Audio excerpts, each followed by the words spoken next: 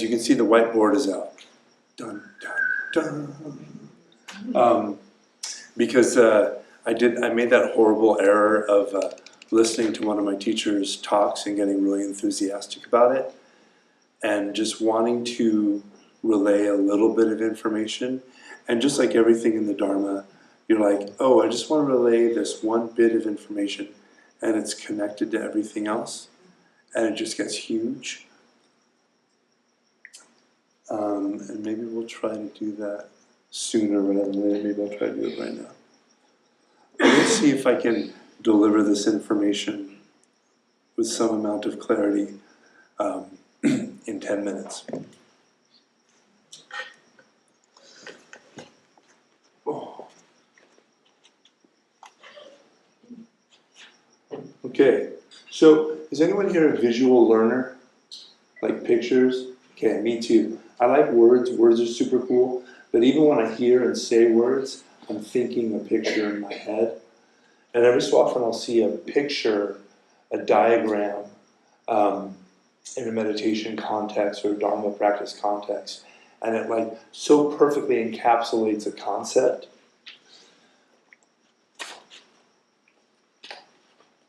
So, we'll see how this goes.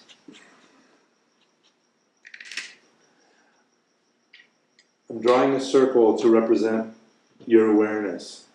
But of course, as we always say, as the old man always said, your awareness is always luminous, vast, and functionally infinite. So even the circle is a poor representation, but we'll just make a symbol of it.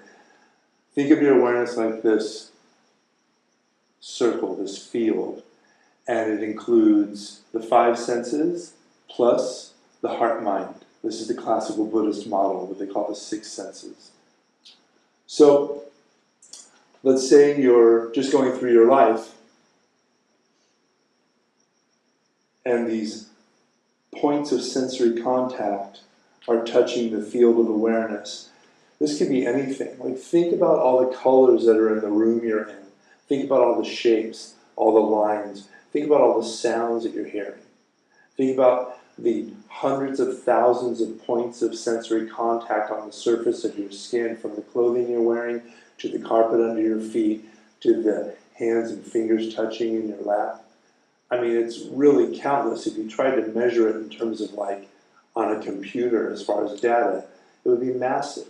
And then you've got the smells in your noses, the taste in your mouth, the light and shadow in your eyes, memories, thoughts, feelings. Even while I'm talking, you're thinking about what I'm talking about. So this incredible vast field is going on. The vast majority of these points of sensory contact, sights, sounds, experiences of various kinds, are relatively neutral. The Buddha had this brilliant schematic for how to think about feelings. And I don't mean emotions, but just raw feeling. The Buddha had this idea that something contacts your awareness and you have a feeling about it pretty quick afterward. You either like it, that means he called that positive or pleasurable, or you don't like it, unpleasurable or unpleasant, or it's neither, it's kind of neutral. The vast majority of the points of sensory contact we have at a given time are relatively neutral. So you're going through your life, you're doing all your things, and then you see that person that you can't stand in your neighborhood, or someone cuts you off in traffic and is driving really unsafely, or you think of that really hard conversation you have to have with your boss or your family member, or, you know, insert, you know what's in the contents of your heart, insert whatever it is here. And unlike all these kind of really generic kind of points of sensory contact that are neither positive nor negative, they're kind of meh. Unlike those, when you get these really activating, or even just mildly activating, but activating points of contact, and it could be something you like. It could be something you want to do or be, or something you want to experience, or even a memory of something really pleasurable. Either pleasant or unpleasant, these things are polarizing like a magnet. And one of these points of contact comes into your awareness, and the way the mind works, the way awareness works, is it basically shrinks down to the size of that thing, the size and shape of that thing. So think of it this way. You're watching me stand here, and your eye consciousness has taken on the shape of this weirdo standing here with glasses and a pen in his hand. Your eye consciousness is conditioned by the data that's coming in through that sense door. Does that make sense? Okay, it's the same thing with anything.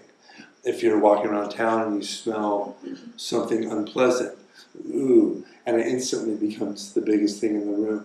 This is great for survival, right? This is like the negativity bias that we have when we walk into a room and we see 100 people smiling, one person frowning. What the hell is his problem?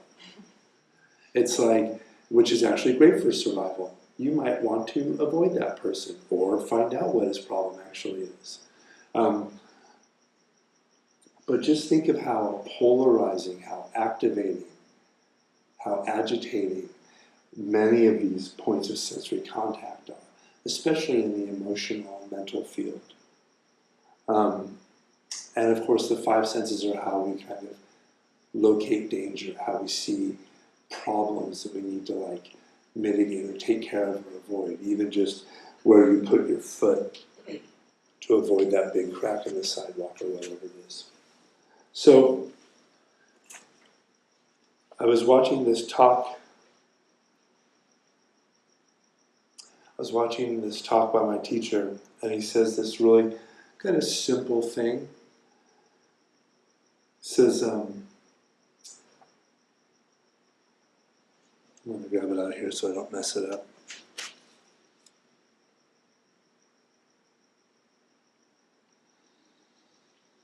We are uniquely vulnerable to identification with transient patterns as if they were revelations of the true meaning and value of our life. So it's one thing to walk around your life and see something you don't like, and you can kind of leave it behind. It's another thing when you're walking around your life and you have some kind of really intense, polarizing, activating experience, and the way our minds collapse around it. And then we usually tell a story about it, right? We usually tell a story about ourselves. What does it mean about me that I had that feeling or that thought, or that I got really angry, or that I was really short with that person that I love, or ... etc., etc. This is an ongoing thing. This is an ongoing problem in the human experience. This is maybe one of the bugs of human consciousness. No problem, no story, no idea about yourself, no decision that you make about yourself when your attention, when your awareness has shrunk down to the size of your neighbor's incessant car alarm sound, or how disappointed you are in yourself that you went off on that person that one time, or what you should have said that one time. None of these stories or events, none of these transient patternings of experience tell any kind of truth about you, any kind of lasting truth about you. One way of looking at a human life is a collection of stories. Every single person in this room has countless thousands of stories about themselves. Stories we were told by our society, by our culture, by our ethnicity, by our family, by the people in our lives. Countless stories. We're like walking around like actors who have acted in 1,000 roles, but the actors know that they're not the roles. Very often we fall asleep in the role and we think that's who we are. In the same way that you cannot ever possibly be the sound of my snapping finger It's just an object in the field of your awareness. It arose and passed away just as quickly. Where is it now? It's nowhere but in your memory. Same thing. This is why the practice of meditation as rest, the practice of meditation as opening to the openness of your infinitely hospitable awareness is so powerful. This is what the Buddha discovered under the Bodhi tree 2,600 years ago. This is why, after 6-7 years of intense austerity, punishing his body, starving himself, denying himself the most basic comfort, this is why the Buddha thought, there's got to be another way. And the first thing he did was he cut some kusha grass, which is the soft grass that grows by the side of rivers in northeastern India. And he made himself a little cushion to sit on. First time in 7 years that he cared for his own comfort. He had been so terrified of pleasure or of taking care of himself. And he finally just, this is silly. I'm just torturing my body. I'm just killing myself. He made himself a little cushion. And then, lucky for all of us, he was offered a bowl of sweet rice by the cowherd girl, and he ate, and his body was refreshed and energized. And then he said about the real work. The real work wasn't trying to hold himself to a specific story, a specific patterning. I'm like this, and I'm ferocious, and I'm going to dominate my attention by will, and I'm going to dominate the needs of my body. All that mastery story nonsense. What did he do instead? He said, I'm just going to sit here and watch what arises. And in the traditional story, we have these, he was assaulted by these waves of, very activating experience internally. These, visions of desire, visions of lust, visions of horror, visions of terror, visions of anger. His whole human experience opening to his actual the total potential of human life, finally, after all these years. And what did he do? He didn't do anything. He didn't collapse into a story about them. He didn't make them a part of his identity. He was just the field where all of these things were arising and passing away.